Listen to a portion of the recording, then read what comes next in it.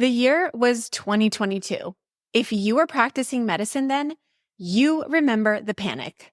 Empty shelves, frantic phone calls, parents crying in the exam room because they couldn't find the one formula that their infant tolerated. It all started with a voluntary recall due to a bacterial contamination and the shutdown of a major formula manufacturing plant. Overnight, the U.S. experienced an unprecedented infant formula shortage. And in response, the FDA temporarily relaxed its import regulations, allowing formulas from Europe to hit American shelves for the first time in a meaningful way. That moment changed the formula landscape. I'm Colleen, a PA, dietitian, and your nutrition mentor. Welcome to the Exam Room Nutrition Podcast, your guide to giving better nutrition advice. We started seeing infant formula brands we'd never even heard of, labels written in different languages, and questions, so many questions, from parents who were just trying to feed their babies. And one of the names that's continuing to show up is Kabrita, a goat milk-based infant formula that originated in Europe and is the first and only goat milk-based infant formula that has gone through the entire FDA review process and meets all FDA requirements to be legally sold in the United States. Now, let's be honest, goat milk formula raises some eyebrows, at least here in the US. Is it just a fad? Is it even safe? What makes it different from cow's milk infant formula? And how do we as clinicians talk about it confidently without defaulting to just ask your pediatrician when, newsflash, you are the pediatrician.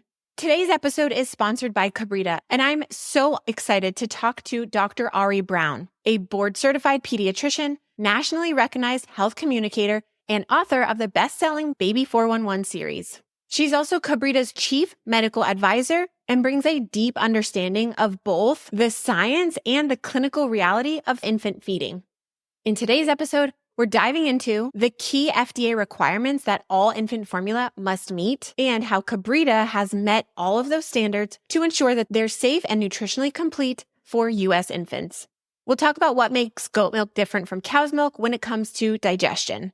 Then you'll learn which infants might benefit from a goat milk-based infant formula and when it might not be the right choice. And lastly, we'll talk about what Dr. Brown wishes most clinicians knew when guiding families through the vast infant formula options. This conversation is packed with practical clinical takeaways to help you feel more confident recommending goat milk-based formulas like Kabrita to your families.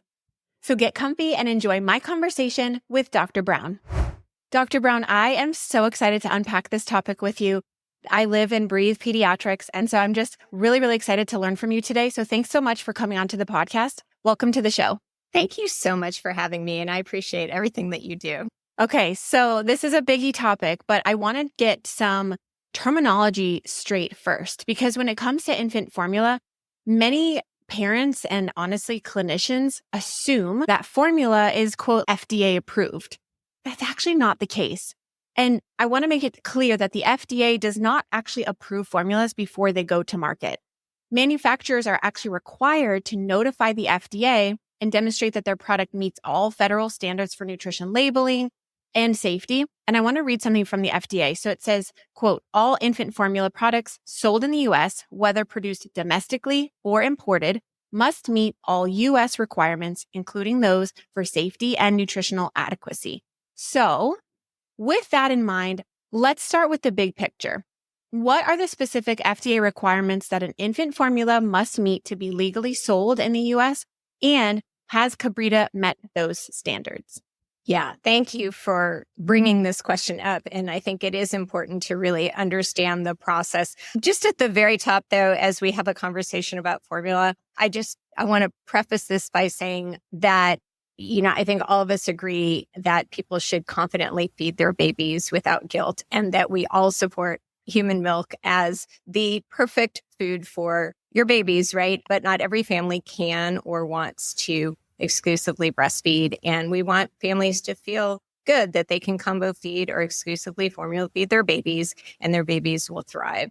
But that said, looking at the marketplace for formula is a little bit overwhelming for families, as are for practitioners who are giving families advice about infant formula. So to be sold legally in the US on store shelves, the infant formula must meet FDA guidelines. That means all of the ingredients have to be generally recognized as safe for infants, so GRAS certified. They have to prove in a clinical trial that babies actually grow appropriately and thrive, and their manufacturing and supply chain process undergoes regular inspections, and then there's a consistent supply available. Now, what guidelines are required are 30 macronutrients and micronutrients, including folic acid. And I put that out there because we're going to talk about goat milk and goat milk-based infant formula. Yes, folic acid is one of the requirements. And so the Infant Formula Act is what is used as the current guidelines for what has to be in a product. And so, yes, Kabrita has gone through the entire regulatory process. At the end of the day, you're right, the FDA doesn't approve. It says we have no further questions. Okay. Now, that doesn't mean there are other products that are out on the market. And we'll talk about that and what emergency use authorization looks like and how other products are actually available. And that has never kept people from bootlegging formula from other countries using some sketchy middleman on Amazon or something to buy their product. But to actually be sold on store shelves, you have to meet all of those guidelines. And Kabrita has done the entire process, and they actually started it back in, I think, 2017 to get through to the United States market. Infant formula, it has the most strict standards and guidelines. And so I always encourage parents, like, your formula that you're feeding your baby is safe. If it's met all of these guidelines, even though we don't have that label FDA approved, it doesn't really work like that. So I'm glad that we unpacked those requirements and what those standards are for infant formulas to be legally sold. I love that you put that caveat out there.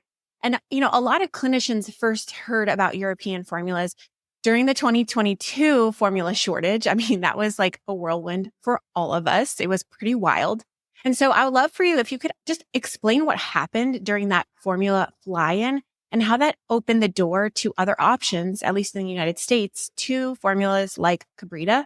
And then I would love for you to clarify, why were some imported formulas allowed into the US during that time, even if they hadn't gone through the usual FDA review process that we just discussed? Sure.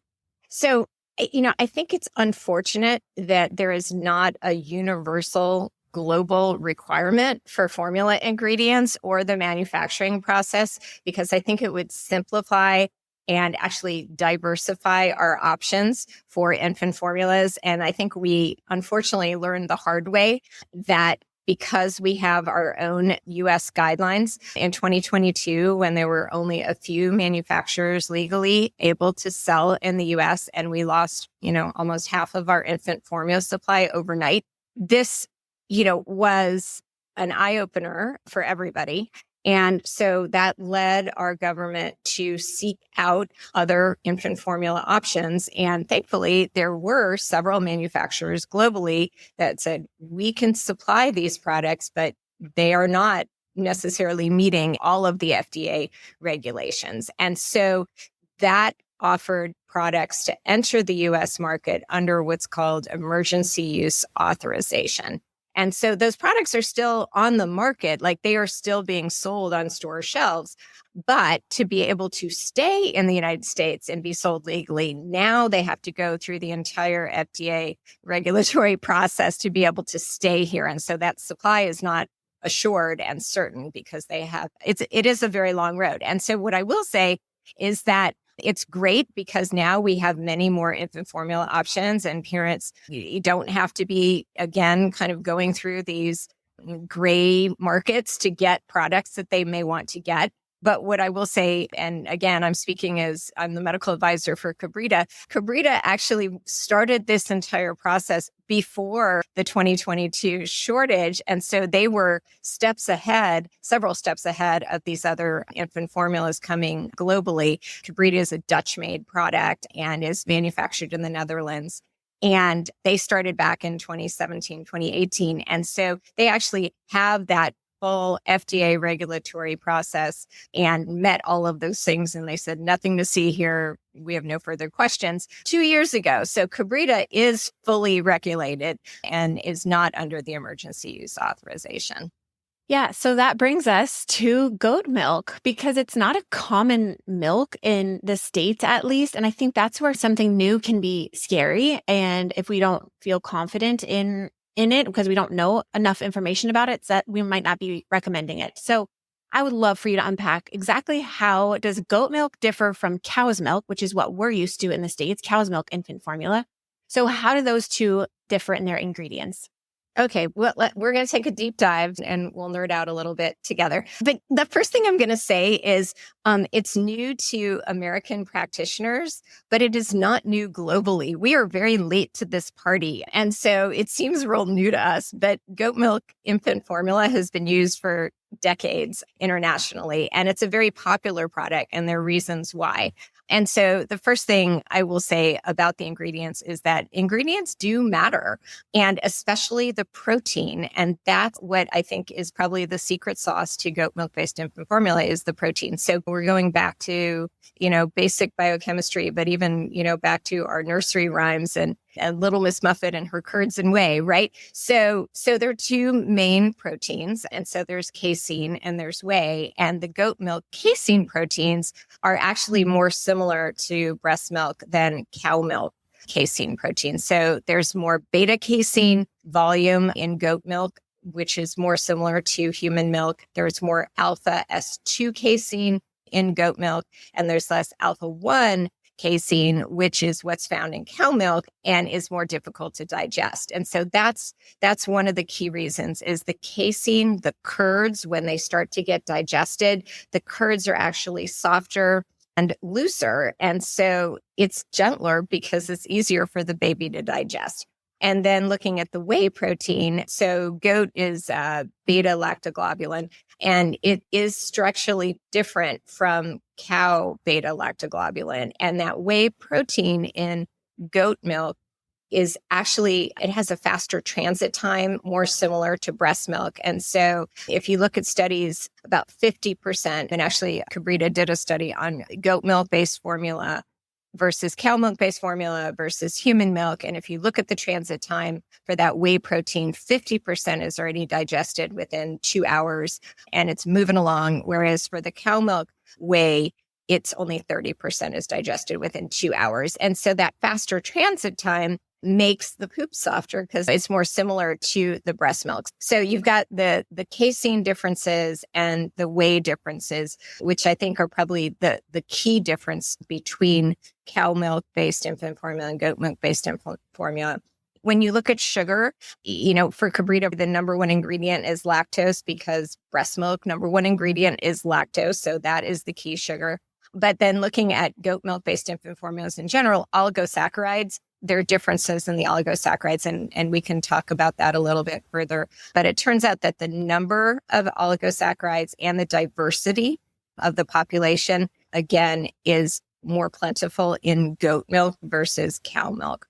And then it comes to fats. And so Kabrita, okay, this is going to be a real deep dive on biochem, but I'm going to I actually have a visual aid for you. Okay, so this is my visual aid. And yes, there were some cocktail olives that were sacrificed for this. But, fat molecules, triglycerides, you have this glycerol backbone, and then you've got the 3 fatty acids. And so one of the main fats in breast milk is palmitic acid, SN2 palmitic acid. And so Kabrita actually tries to approximate that by using SN2 or OPO palmitic acid. That's very different from palm oil. And that's why I want to explain kind of what happens in the digestive process. So when fats get digested in the gut, the digestive enzymes will actually cleave off the first and third position. But what remains is this in the center. And so palm oil is actually POP position. So the palmitic acid is on these ends. And as I was talking about the palmitic acid that is in human milk and in Kabrita's product, it's actually OPO. So what remains is what's in the center position. And so when the palmitic acid comes off in the digestive process for palm oil, it absorbs calcium. And what happens is you've got palmitic acid fat and calcium soaps that are kind of floating around, and they get pooped out as opposed to being absorbed. And so specifically Kabrita and human milk, the reason why the palmitic acid and the OPO position is helpful is because you have better calcium absorption, better fat absorption, and that also helps with pooping. So you have improved bone density as well as stool consistency. And so that's why that fat is used particularly in Kabrita. But overall, those are your macronutrients and why they're helpful, and why, again, goat milk-based infant formula is really popular. At the end of the day, it's because of the protein. Okay, I loved our biochemistry lesson we just had. That was so fun. And I know all of my PD nutrition nerds are like, that was awesome. Because I think it's really important to understand the ingredients, exactly what is included in this formula, what makes it unique, but then also how does that impact digestion? So thank you for that very clear, very thorough explanation. Now that my American clinicians know that Kabrita is a fantastic, safe, appropriate option for all healthy term babies, where can our families purchase this? Kabrita is available everywhere, and it's actually now at Walmart. So you can find it anywhere. You can get it online, walmart.com also. But yeah, it's super exciting that many grocery stores and chains and big box stores, including Walmart, actually sell it. That's really, really exciting. It's accessible to our families. So I'm really excited about that as well. Okay, you had mentioned oligosaccharides, and so I wanted to unpack that a little bit. And if you guys are not sure what that is, those are prebiotics. And so Kabrita includes both added and natural prebiotics. So I'd love to hear, what role do these play in supporting gut health? Right. So, we hear so much about prebiotics and probiotics, but prebiotics is the nice nest for those probiotics. And so they turn out to be really important as a bioactive ingredient. And what's, interesting is goat milk itself, unmodified, already naturally has more oligosaccharides, as well as the diversity of them, which allows a broader population to kind of nest and foster this microbiome. And so we're already starting baseline with kind of a better product compared to cow milk. But then Kabrita does add additional oligosaccharides. And so, again, you're trying to approximate human milk oligosaccharides, right? And you're never going to meet exactly what breast milk can offer, because breast milk has huge numbers of human milk oligosaccharides. But Kabrita has about 6 times the amount that's found in cow milk. And again, that is a key difference for why you get softer stools. And so it helps, the gut, but it also helps the immune system. And that's the other evidence. And I think bioactives are really fascinating. I mean, I think that's the next frontier for infant formulas, is how can we effectively put in all of these bioactive ingredients to really foster baby's health and nutrition. But anyway, that's the reason why that's there, and that's why there's more added. I think you're right. Prebiotics, probiotics, it's sort of the wave of the future. And there's so many studies, even in adult medicine, but specifically in infant nutrition, on the impact on gut health, immunity. So I'm really excited for the advancements in that area of nutrition science. So more to come with that, but that definitely makes Kabrita unique in how it helps with infant immunity. And so I want to linger on another thing that you had mentioned when you were giving us our biochemistry class on Kabrita formula, and that is protein, and specifically the whey to casein ratio. And I think this matters. So I would love for you to unpack what the difference is between Kabrita's infant formula and cow's milk formula, and why does that whey to casein ratio actually matter? Right. So, as a reminder, I think we all kind of gloss over this, is there's a reason why it's called infant formula, because it's a chemical formula, right? It's modified. And I kind of touched upon that when I was talking about folic acid too, is so what you're trying to do is recreate breast milk as much as you can. And so both, cow milk and goat milk, naturally, your whey to casein ratio is 20/80. And so that's not breast milk. Breast milk is 60/40. And so you want to have, more whey, because again, the transit time is faster. It's easier to digest. We look at Mother Nature and how did this breast milk, become the perfect food for babies? And so, there's a reason why it is that ratio. And so infant formula is modified to meet those numbers. And so Kabrita has a 60/40 ratio. just like mature breast milk. And again, when you're looking at the whey protein, it's about digestion and transit time. And for Kabrita specifically, that transit time, 50% of the whey is actually digested within 2 hours versus the whey protein in cow milk, which is 35%. So it's not just the ratio, it's also the type of whey. Yeah. And that faster transit time just makes it easier to digest. And then, of course, less constipation. And that's what we want for all of our babies.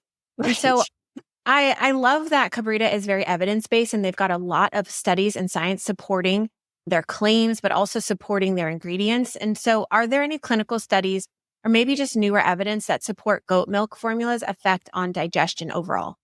Yes, and there are several. So I'm not going to rattle off a whole list on this, but I definitely encourage everyone to go to the website that is for medical providers, which is medical.kabrita.com for a deep dive. And you can get links and read all the research that supports why this is a pretty cool product. And I will tell you, Kabrita is an evidence-based company. And I am at heart a skeptic, as I hope all of us are, as medical providers. Like, my mantra is show me the science. Like, you got to show me the science, because I'm not going to recommend anything or offer treatment to any of my patients until I feel confident in looking at the data. And that's one of the cool things about Kabrita is they feel really strongly about that and doing it right and supporting their claims. And so, so please go to the website and get more information, and you can read all the data. Check the show notes, you guys, for the link to the Kabrita medical professional site for all of their research and studies if you want to do a deep dive on the science behind Kabrita. All right, now that we understand a little bit more about Kabrita and its ingredients, I think it's important to have an idea of what type of baby might actually benefit from a goat milk-based formula. Well, first of all, I will say every baby. I think, again, as American providers, we're so used to cow milk infant formula is the first, recommendation. But actually, if you look at the AAP guidelines, which actually changed in 2023 and are in the new AAP nutrition handbook, they actually call out goat milk based and cow milk based as a first line product for all babies. So that's the good news. Specifically, yes, fussy babies. I think if you have a patient who is taking a cow milk-based infant formula and you're getting lots of phone calls and lots of concerns from your parents, which we all do. Let me tell you, I still am in the office every day. And, you've got these babies who are just uncomfortable, but they don't have a cow milk protein allergy, which I think is important to talk about.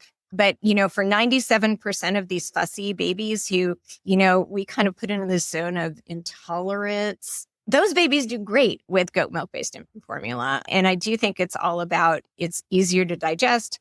The curds are smaller and looser. They have softer poops. It's more like breast milk. It's just easier for them to tolerate. But I do think it's a great product for all babies. And I don't think that you need to wait until the baby has a problem or preferentially choose cow milk-based just because that's the way we've always done it in the US.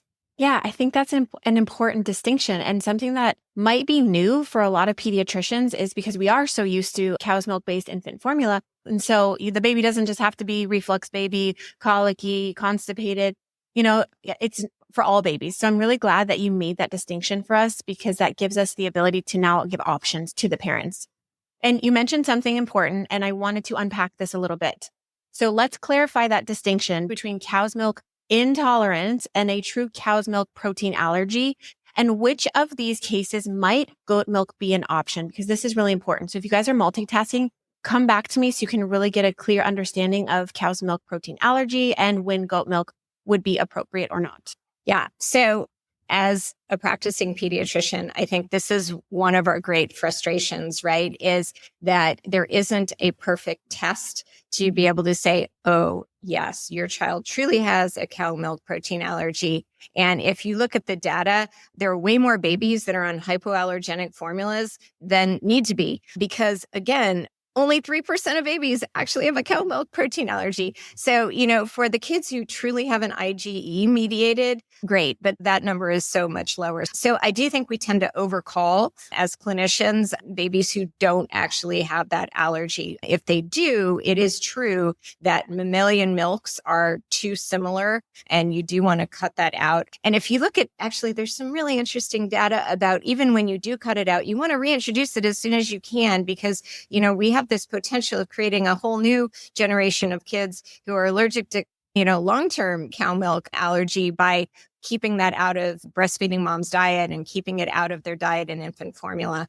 So even that subset of kids, we want to be mindful of reintroducing it. But for the other 97%, how do you decide? And so one thing that I've come across as being able to work with Kabrita and really attend some medical meetings, and I went to SBGAN, which I've never been to before, which is totally cool. But there is a objective scale that is used internationally that's very popular, and a lot of research posters were referring to something called the COMIS scale, of which American providers have no idea what the COMIS scale is, but it's actually a cow milk allergy versus intolerance grading scale. And it's not 100%, but it's a questionnaire that families can actually answer that look at some of these symptoms that we typically see. So, how many hours is your baby crying? How uncomfortable are they? Do they have reflux symptoms? Is there a change in their stool? Do they have some respiratory symptoms? Do they have skin symptoms? And so, interestingly, if you score that out, there are very few kids who actually will meet the criterion for cow milk allergy. And you can be more objective in saying, well, your child doesn't have a true allergy, so we don't need to go to these hyperallergenic formulas. We don't need to put you on this restrictive diet if you're breastfeeding. And I think it makes it a little bit easier to wrap our heads around. But again, for those kids who really have symptoms of discomfort, which is not insignificant, they are unhappy babies and these are unhappy parents, right? Those kids, they have options, and it doesn't have to be hypoallergenic formula because they don't have a true allergy. Oh, that is fantastic. So fascinating.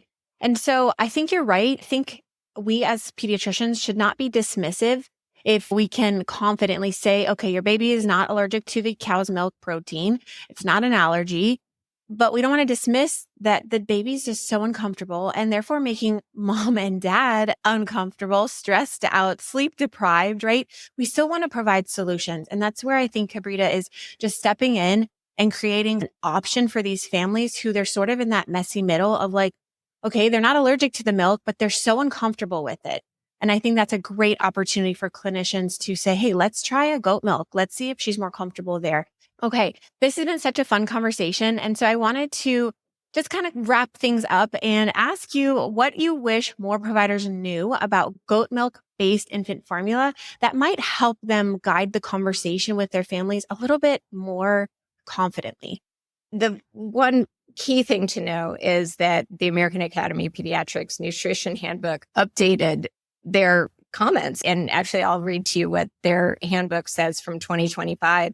The evidence has shown goat milk-based infant formula supports adequate growth, is well tolerated, and is safe for infant consumptions. Infants consuming goat milk-based formula may have fewer allergies, improved stool consistency, and reduced crying episodes as compared with cow milk formula. So it's not new anywhere else except for here. And there's a reason why it's so popular worldwide. But I think as far as babies and being happy babies who are comfortable and tolerate the product, that's the message for American clinicians is we're maybe a little bit behind in learning about this product that other families have used for a really long time. Well, and I think having that AAP statement can make American clinicians much more confident, right? Because those are our standards, that is our guidelines. So I think that is really, really helpful and making us feel confident to try something new to us that's been used, worldwide for a really long time. All right. You have written a fantastic book. And so I would love to hear more about that. But there's a chapter on infant feeding, which is now an ebook that clinicians can have for free. And so how can my listeners access that and learn more about that? And then where can they connect with you and Kabrita if they wanted to learn more about you? Yeah. So Kabrita and I have allowed an excerpt of our formula chapter to be downloaded, available, and it's free to providers and to parents. So if you're interested, you can go to medical.kabrita.com and you can download my formula chapter. But my books are available wherever books are sold. So Baby 411, Toddler 411, and Expecting 411. And you can always find me online at Ari Brown, MD. So, Dr. Brown, this has been such an eye-opening and exciting conversation. Thank you so much for just teaching us about goat milk infant formula, because a lot of us, we're new to it. So hopefully you guys feel more confident in recommending goat milk-based infant formulas to your families. But Dr. Brown, thank you so much for being here. I appreciate your wisdom that you shared with us today. Thank you so much. It's been fun. All right, now it's time for my nutrition notes. So before we wrap up, I wanted to remind you of something very crucial when you're discussing infant formulas with your families. And this is regardless of what infant formula they are using. But in light of the variety of formulas, you should ask every family this one question: how are you mixing the baby's formula? Now, it might seem like an obvious basic question, but it can uncover some serious issues. So here's why I want you to ask this question. First of all, imported formulas may have different mixing instructions than the standard American formulas. So it's essential that you tell your families to follow the instructions on the can of formula that they are feeding to their infant. If the family is using too much water, this can dilute the nutrients, which can lead to nutrient deficiencies and insufficient calories. On the flip side, if they're using too little water, the formula can end up being concentrated, which can place stress on the baby's kidneys and disrupt electrolyte balance, potentially leading to dehydration and even seizures. Another piece of information you should share with your families is to instruct them to always use the scoop that is included with that infant formula. I would encourage against using like a baby Brezza or those cappuccino-like infant formula makers, because it's really, really important to use that specific scoop with that formula. And lastly, instruct them to add water first and then add the powdered formula. Now, unless you are giving specific mixing instructions for a medical condition, the safest approach is for the family to use the instructions from the manufacturer exactly as written. Well, I hope this episode provided you with the clarity and confidence to better guide families who are exploring their formula options, like Kabrita. If you have any questions at all, please feel free to send me an email at colleen@examroomnutrition.com or shoot me a DM on Instagram at examroomnutrition. And as always, let's continue to make our patients healthier, one exam room at a time. I'll see you next time.